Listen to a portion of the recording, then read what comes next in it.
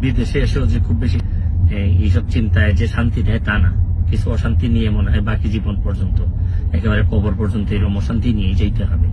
আমার জীবনে অনেকগুলা ভুল সিদ্ধান্ত, ভুল কাজ আছে আমার জীবনে। আমি মানুষ হিসেবে অনেক ভুল করছি। শুরু করিতেছি মহান আল্লাহর নামে, যিনি পরম করুণাময় এবং অত্যন্ত দয়ালু।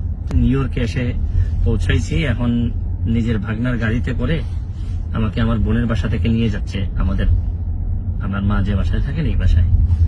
তো থাকতে থাকতে অনেকগুলা মেসেজ পেয়েছি বাংলাদেশ থেকে। যদিও এটা নিয়ে খুবই আমি চিন্তিত ছিলাম, বা কথা বলা দরকার আমি ভাবতেছিলাম, বিভিন্ন কথাবার্তা হয়।